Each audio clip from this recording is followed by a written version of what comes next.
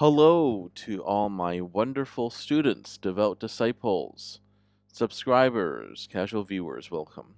This is your Master GongSun. A very happy 2026, very happy New Year to everyone. May this new year bring blessings, love, and joy to all my viewers. Now, I wanted to give you a quick update on my plans for this year, as well as to warn you about something that my master has recently told me about. So, my plans for this year is to continue to work on my foundational course. It is well underway. I don't know when it'll be finished. I can't give an exact timeline, but needless to say, it will be finished sometime within the next few months. And I will be teaching stuff like divination and meditation and a little qi gong and nei gong, which is Taoist internal alchemy.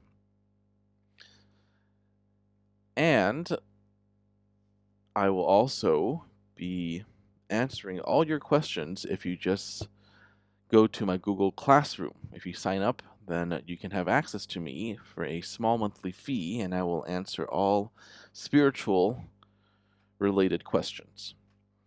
Now, you might be wondering why I have the image tuned to this one here. Why am I showing you, for those who may not know, this is called Journey to the West. Why am I showing you this? Well, this is very interesting image, and there is a good reason why I'm showing you. For those of you who do not know, I'll just give you a quick rundown. This is Tan San Zhang. This is the monk who, sometime in the Tang Dynasty, so around 1,000 years ago, a bit more than 1,000 years, 1,200 years ago, and this is actually real events. There was a longevity monk. He's called longevity monk in English, Tang San Zhang, who has a bunch of disciples. Here we have Sun Wukong and San Zhen, and they all go to the west, to India, to get the sacred scriptures in order to bring them back to enlighten the people of China. And there's also the Zhubajie, for those of you who know. Zhubajie is the pig. It's called Pixie. He's obscured right now. Anyway, so this is called Journey to the West, and it was written into a novel, but it was actually based on a real person called Tan San Zhang.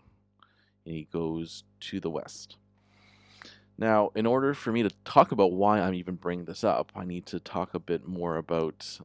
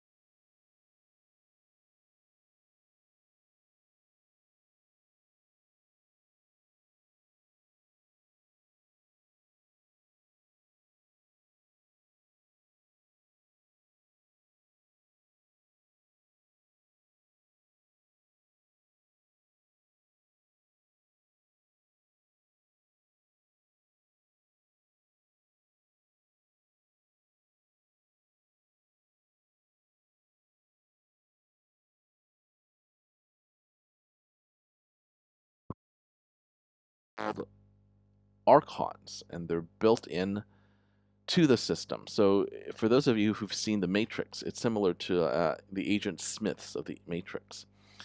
And we have to be very careful because I, too, learned about something very similar to Gnosticism in my practice of Taoism. Before he passed, my master told me about the reincarnation trap and about how we are forced to come back here on Earth because these Archons and their masters, their overlords, they need our energy. They need our suffering, especially the negative energy, produces a lot of energy for them. So it's like we're being feasted on. This Earth, this material plane, is no different from a prison planet or a harvest station or even a slaughterhouse.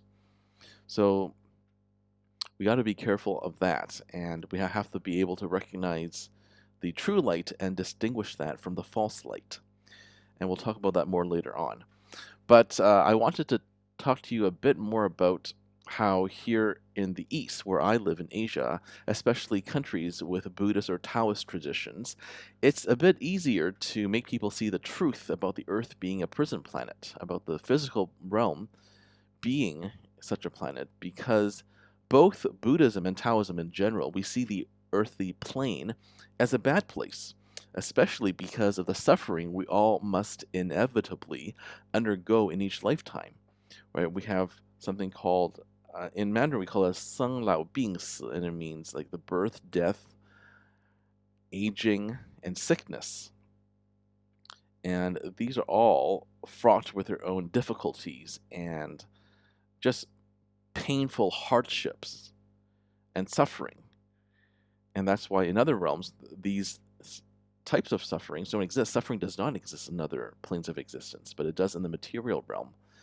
And the reason is that the suffering produces, in Gnosticism it's called lush. We call it something else in Taoism, but it's all the same thing. Essentially, our suffering produces food for these higher beings. By higher, I just mean that they're not better than us, but they have more power than us. And we're essentially slaves in the system, slaves in the matrix. And the more I investigate myself, the more I believe it, the more I see evidence that it's true. And I'll talk about this more later in future videos. But now we just have to be aware of it. We have to be aware that at the moment of death, at the moment of death, there is a false light, and these Archons, these demons, as we call them in Taoism, would impersonate our loved ones, and then they would ask you to step into the tunnel of light. But that is the wrong thing to do, because as soon as you step into the tunnel of light, you emerge on the other side, back in the material plane, in a hospital room, a brightly lit hospital room, being born again for the umpteenth time, being forced to reincarnate against your will, being tricked into reincarnation, and that's what we want to avoid. And I'll get into more details in future videos, but we just need to be aware of that. We have to be aware that there is the true light of the Tao. It's called the Manera in Gnosticism, because I studied a bit of this as well, of Gnosticism. And the true light, of course, does not insist or is not urgent, and it's actually more of a subtle, slow kind of light. But we'll get into that more later. My point is that, sure, there are fleeting moments of beauty on the material plane, but there are also, more importantly, permanent moments of beauty in our true home with the true Tao, the light of the true Tao. And that's why the goal of both Buddhism and Taoism is to exit the wheel of reincarnation in order to return to our true home in the true Tao, where there's no more pain and suffering, just true light and love. And I'm going to get into this picture right now, actually. So I mentioned what this is, right? So if you have more questions, please feel free to ask them in the comments below. But the more I compare Eastern culture to the whole prison planet concept, the more I find parallels between Eastern lore and the soul trap. For example, here I mentioned this is the artistic rendition of the novel Journey to the West, one of the great classics of Chinese literature, based on a true story, based on the monk being sent by the Tang Emperor west to go and collect sacred Buddhist scriptures. So Tao-San Zang and his 3 disciples traveled to India in order to get these sacred Buddhist scriptures so that everyone in China could escape the wheel of reincarnation and the samsara system. So this is Buddhism, but we in Taoism also believe in it because there are some similarities between the two. Anyway, so legend has it that whoever eats the flesh of that Buddhist monk, Tansanzang, shall gain immortality. As a result, every demon and other evil supernatural entity try to ensnare the monk in order to kill him and eat his flesh. And along the way, along the journey, the four of them, master and disciples, they encounter demons who masquerade as innocent and helpless old men and women in order to request help. So naturally, as Buddhists, they are inclined to show great compassion and help. But this is where the trap begins, because if you display too much compassion and love and give too much help, then not only are you sapped of your own energy, but you might also be helping the wrong people, in this case, demons who want to eat them, especially the monk. So if you've seen this, the Chinese adaptation, the movies and the TV series, you'll know that on their journey, whenever they whenever they encounter these demons masquerading as like a helpless old man or like a beautiful woman, something bad's about to happen to them. Because each time, one of the monk's three disciples, they get the demons to reveal the true forms, and after which a huge battle ensues, and the protagonists finally defeat the demons. Thus, in Eastern lore, it is actually very common for evil demons and spirits to shapeshift and impersonate helpless people, like old men and beautiful women, and they even impersonate people we know and love in order to fool and trick us into doing something unwittingly. And hence, this is where the connection is to the Archons, the real ones I'm talking about, the ones that show up after death. They masquerade as a an old Taoist priest, or or the Buddha, or your family members or your loved ones, in order to get you to go into the false light and tricked into reincarnation again, and against your will, unknowingly. So in order to get after death, that's why we actually need to be very strong mentally, because that's actually not the end. Death is actually just the beginning of you being tricked into reincarnation. We need to be very careful about that. So that's why we need to know about this beforehand and prepare for that often. And that's why in my lineage of Taoism, the sweet divine Tao, Tianseng Dao Jiao, we will be doing death rehearsals every day, and I will be teaching that in a different video very soon. Anyway, here's a quick tip. In order to, just like in Journey to the West, in order to actually get these demons to reveal their true forms, the moment you suspect that these things, these archons, these demons are not the real Buddha or your real loved ones, you have to ask them, are you the real you? Are you the real Mary, my wife? Are you the real Buddha? These things will immediately reveal the true forms. In Chinese, we say 现形. That means to reveal your true form.